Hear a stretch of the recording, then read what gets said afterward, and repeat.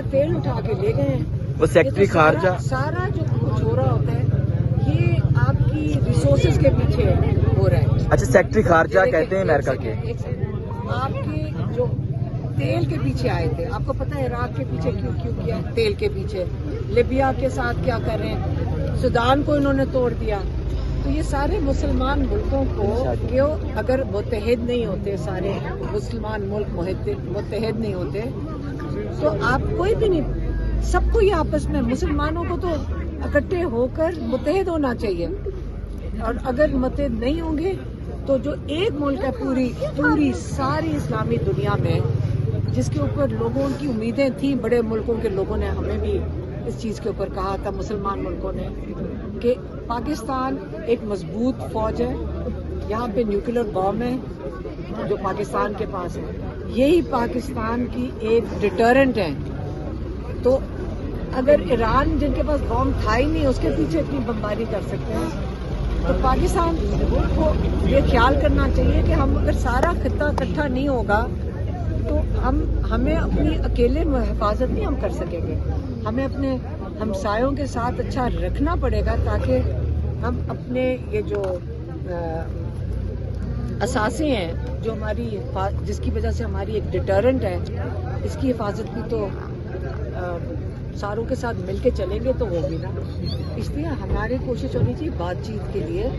صرف میں نہیں کہہ رہی ہوں, یہ تو میں بتا رہی ہوں جو عمران خان نے یہ ساری باتیں کی ہیں وہی وہ بتا رہے ہیں. اور عمران خان نے ایک بات کی بھی ہے اس چیز کے اوپر, ایک چیز کے اوپر بات کی. اور اسرائیل کو دیکھ لیں, وہ تو منہ کھول کے کہہ رہے ہیں کہ ہم اگلا ٹارگٹ کون سا ہے. تو وہ تو چھوٹا سا ملک, میں کہ میں 4 فٹ کا نہیں ہے, میں کہ میں اسلام آباد یا پنڈی جتنا بڑا نہیں ہے وہ پورا ملک, جو جس جرت سے اور دلیری سے وہ بول رہے ہیں. ہم کیوں ڈر رہے ہیں ان سے, چھوٹی سی تو جگہ ہے. تھوڑی سی پاکستان مل کے ہمت کرنی چاہیے سارے مسلمان ملکوں کو, مل کے ہماری ایک دوسرے کو ساتھ حفاظت کر سکتے ہیں. جو ساری دنیا میں 1.5 کروڑ میں کہ میں یہودی ہیں اور 2.25 ارب مسلمان ہیں. تو صرف ان کا فرق یہ ہے کہ وہ متحد ہیں اور ہم لوگ متحد نہیں ہیں, اور اس کا ہمیں سب کو مل کے افسوس کرنا چاہیے. اور میڈم آپ نے خان صاحب کے بیانات کی بات کی ہے کہ خان صاحب جو ہے وہ شعور دیتے رہے, جب باتیں کرتے طیب رہ گیا تھا جی. تو میڈم خان صاحب کا ایک انٹرویو آج کل دوبارہ بہت وائرل ہو رہا ہے جس میں خان صاحب نے کہا کہ اگر کشمیر کا مسئلہ حل ہو جاتا ہے تو ہم پاکستان کو ڈی نیوکلرائز کریں گے. انہوں نے کہا کہ میں پرسنلی ذاتی طور پر جو ہے وہ ایٹم بم کے حق میں نہیں ہوں. اس اسٹیٹمنٹ کو پھر آپ کیسے دیکھتی ہیں؟ ابھی تو آپ یہ کہہ رہی تھی کہ ہمارے پاس نیوکلیر بم ہے, اسی وجہ سے ہم بچے ہوئے ہیں. ہاں, تو اگر کوئی اٹیک نہ کر رہا ہو, آج عمران خان سے پوچھیں, ڈیٹرنٹ ہے نا جی, یہ نہیں کہ آپ استعمال کریں گے, یہ ڈیٹرنٹ ہے. اور کیونکہ آپ کے اس وقت کون سا بارڈر آپ کا کھلا ہے اس وقت, ہمارا تو کوئی بارڈر نہیں کھلا ہوا.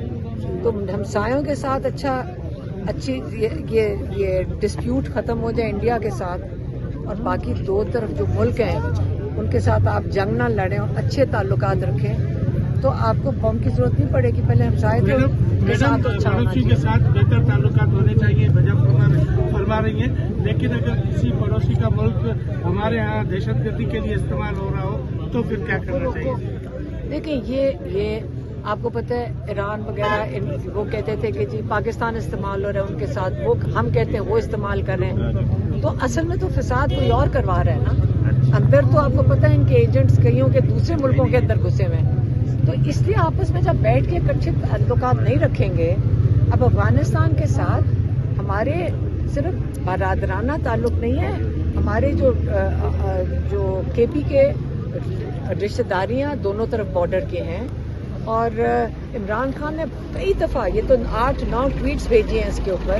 آپ کو پتہ ہے کہ آپ سارے یہاں موجود تھے جب ہم نے ان کے آ کے پیغام دیے کہ آپ جان کے چھیڑا چھاڑی کر رہے ہیں. وہ ایسا ملک ہے جہاں پہ جنہوں نے 50 سال جنگ دیکھی ہے, اور جو دہشت گردی ہے وہ جنگوں کی وجہ سے ہوتی ہے.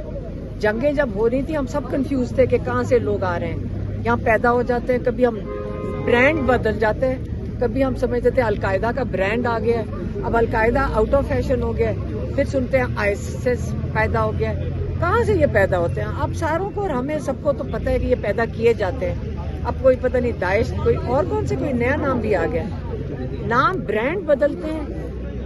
इस वक्त इमरान खान ने बड़ा कैटेगोरिकली कह के भेजा था कई दफ़ा कि इसका हल सिर्फ बातचीत है। दोनों जो बॉर्डर के दोनों तरफ जो रिहायशी हैं, जो मुकामी लोग हैं पाकिस्तान और अफगानिस्तान के, और दोनों की हुकूमतें ये बैठ के कर सकते हैं। और अगर आप लोकल लोगों से पूछें जो वहाँ से तीरा से नकल मकानी जिन्होंने की है, आप उन लोगों से कभी जाके इनका इंटरव्यू करके देख लेना।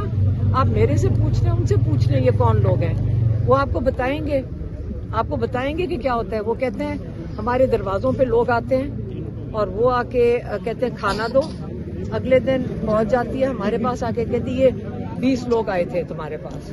तो कहते हैं अगर आपके पास नाम भी थे, सारा कुछ था, तो हम बंदूकें लेके कोई आ जाए, कहते पहले वो आके खाना मांगते फिर फौज आ जाती है हमारे पीछे पड़ जाती है। तो वो बेचारे लोग मुकामी लोग हैं, वो क्या करेंगे?